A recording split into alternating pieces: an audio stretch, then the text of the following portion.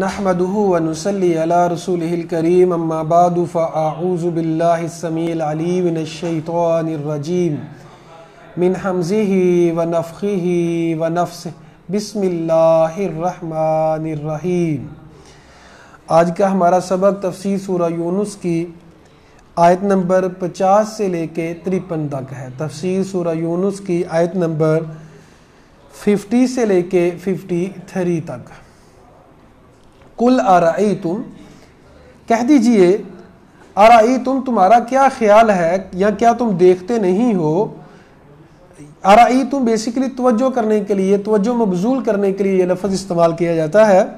ان اتاکم عذابہ بیاتن، کہ اگر اللہ کا عذاب رات کو آ جائے، بیاتن رات کو کہتے ہیں، او نہارن یا دن کو آ جائے، ماذا یستعجل منہ المجرمون، مجرم لوگ کس کی جلدی ڈیمانڈ کر رہے ہیں، کون سی چیز کی جلد ڈیمانڈ کر رہے ہیں؟ عذاب مانگتے ہیں۔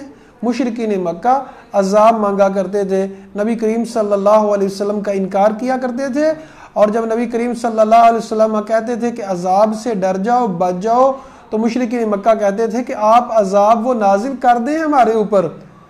تو اللہ تعالیٰ فرماتے ہیں کہ اگر وہ عذاب جس کی تم طلب کرتے ہو، پیچھے گزرا ہے کہ اے محمد آپ صلی اللہ علیہ وسلم آپ ان سے کہہ دیجئے میرے اختیار میں نہیں ہے عذاب نازل کرنا، میرے اختیار میں تو نہ اپنے آپ کو فائدہ پہنچانا ہے، نہ میں اپنے آپ کو نقصان سے بچا سکتا ہوں، تو میرے اختیار میں نہیں ہے۔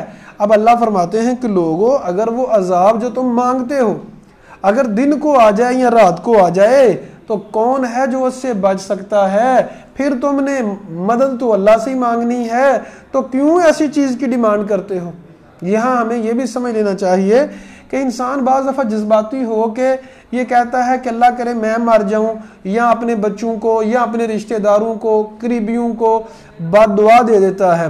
نبی کریم صلی اللہ علیہ وسلم نے بد دعا دینے سے بڑی سختی سے منع کیا اور کہا ہو سکتا ہے کہ وہ قبول ہو جائے، پھر بعد میں انسان پچھتاتا رہے کہ میں نے یہ تو برا کام کر دیا ہے، مجھے تو ایسا نہیں کرنا چاہیے تھا۔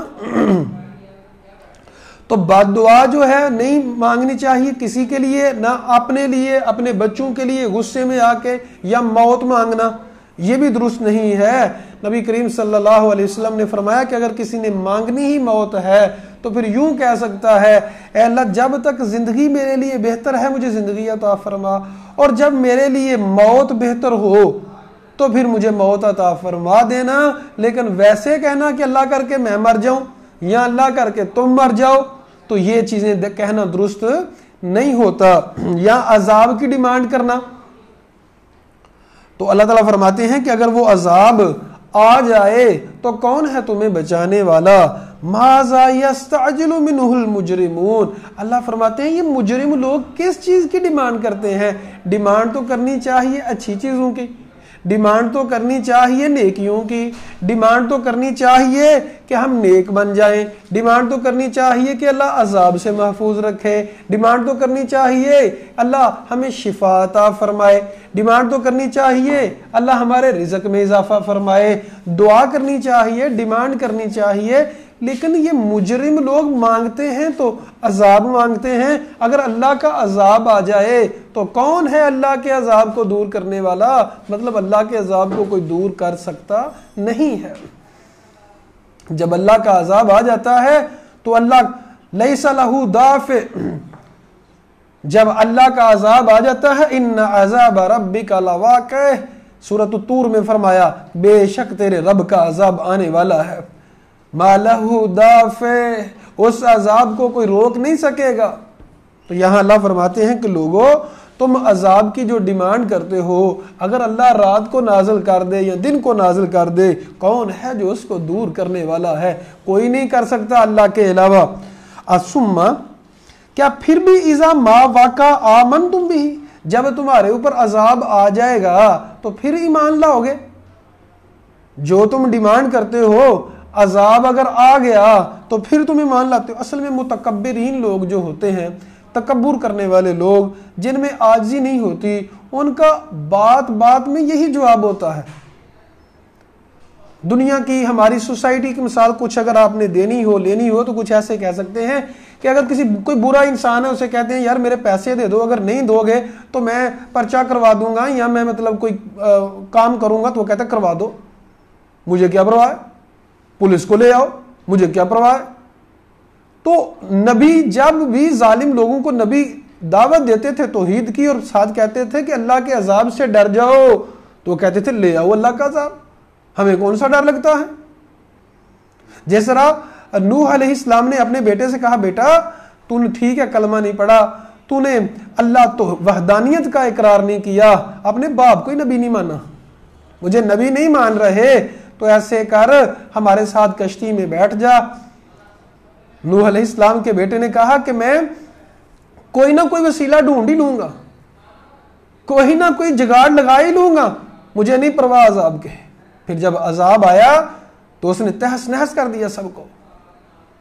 تو متکبرین لوگ جو ہیں ان کا ڈیمانڈ کرنا ہی ہوتا ہے، اور یہ جو جتنا زیادہ انسان متکبر اور جلد باز ہوتا ہے، جب عذاب آ جاتا ہے نا واویلا بھی اتنا ہی زیادہ کرتا ہے پھر۔ تو اللہ تعالیٰ فرماتے ہیں کہ جب عذاب آ جائے گا پھر ایمان لاؤ گے، الان وقد کنتم به تستعجلون، اس وقت کہا جائے گا کہ اب ایمان لانے کا کیا فائدہ، کیونکہ جب اللہ کا عذاب آ جاتا ہے اس وقت ایمان لانے کا کوئی فائدہ نہیں ہوتا، اور تم وہی تو ہو جو جلدی طلب کیا کرتے تھے، تم تو جلدی طلب کیا کرتے تھے کہ ایسے ہو جائے۔ بعض دفعہ دنیا کی یہ مثالیں بنی ہوئی ہیں اور اس میں حقیقت بھی ہے، بعض دفعہ کوئی انسان عذاب مانگتا ہے یا کسی اپنے بچوں کے لیے بڑوں کے لیے بد دعا کرتا ہے تو ویسا ہو جاتا ہے، پھر انسان روتا ہے اوہو کاش میں نے ایسا کیوں کہا۔ تو اس وقت روو گے تو اب ہی تم بات مان جاؤ، اب کیوں نہیں بات مانتے۔ ثم قیل للذین، پھر کہا جائے گا ان لوگوں سے ظلموا جنہوں نے ظلم کیا، ذوقوا عذاب الخلد، ہمیشگی کا عذاب چکھو، هل تجزون الا بما کنتم تکسبون، تمہیں بدلہ نہیں دیا جا رہا مگر صرف اس چیز کا جو تم کمائیاں کرتے تھے۔ یہ پاکستانی قانون نہیں ہے اللہ کا کہ جرم باپ نے کیا سزا بیٹے کو ہو رہی ہے، جرم بیٹے نے کیا سزا باپ کو ہو رہی ہے، نہیں، کسی کو سزا نہیں ملے گی، تمہاری اپنی سزا تمہیں مل رہی ہے۔ تم نے زندگی ایسے گزاری تھی اپنی مرضی سے، رب کی تو تم بات ہی نہیں مانتے تھے، رب کی باتوں پہ تمہیں یقین نہیں تھا۔ وَيَسْتَنْبِئُونَكَ، وہ آپ سے چپکے آ کے سوال کرتے ہیں، اے نبی آپ سے کئی لوگ ان میں سے آ کے پوچھتے ہیں، خبر طلب کرتے ہیں، احقٌ ہوا، کیا ہے محمد صلی اللہ علیہ وسلم جو تو آپ باتیں کرتے ہیں یہ واقعی سچ ہے؟ پوچھتے ہیں راز کی بات کرتے ہوئے، کیا سچ ہے کہ ایسی بس باتیں بنی ہوئی ہیں؟ کل، اے نبی ان سے کہیں، ای و ربی، قسم میرے رب کی، انہ لحق، وہ سچ ہے، وما انتم بمعجزین، اور تم اللہ کو عاجز نہیں کر سکتے۔ جو لوگ اللہ کو نہیں مانتے، جن کا اللہ کے اوپر یقین نہیں ہے، قیامت کے اوپر یقین نہیں ہے، جنت اور جہنم کے اوپر یقین نہیں ہے، تو اگر ان کو منطقی جواب چاہیے تو بڑے بڑے علماء نے جواب دیا ہے، اور حضرت علی رضی اللہ عنہ نے بھی جواب دیا۔ ایک جاننے والا حضرت علی رضی اللہ عنہ کا آپ کے پاس آ گیا، کہتا ہے کہ حضرت علی کے اوپر تنقید کرنے لگا، اور وہ اللہ کو نہیں مانتا تھا، اللہ کی باتوں کو نہیں مانتا تھا، کہنے لگا کہ آپ تو اپنا اتنا ٹائم ضائع کرتے ہو، نمازیں پڑھتے ہو، صدقہ و خیرات کرتے ہو، پابندیاں کرتے ہو، نظر نیچے رکھنی پڑتی ہے، شراب نہیں پینی، بھلا شراب کے بغیر بھی کوئی زندگی ہے؟ بھلا جب نظر ہی نیچے رکھ دینی ہے تو اللہ نے جو اتنا زیادہ حسن پیدا کیا ہے کیا فائدہ؟ تو اس طرح کی باتیں تنقید کرنے لگا۔ حضرت علی رضی اللہ عنہ فرماتے ہیں دیکھو بیٹھ میرے پاس، بات سادہ سی ہے، دو باتیں ہیں، یا تو تیری باتیں سچی ہیں یا میری باتیں سچی ہیں، جو تو کہہ رہا ہے یا تو وہ سچ ہے، یا جو میں کہہ رہا ہوں یا وہ سچ ہے۔ اگر جو تو کہہ رہا ہے وہ سچ ہوا تو میرا کیا گیا؟ میں نے نماز پڑھی، کسی کی ہیلپ کی، صدقہ و خیرات کیا، اس کو فائدہ ہو گیا۔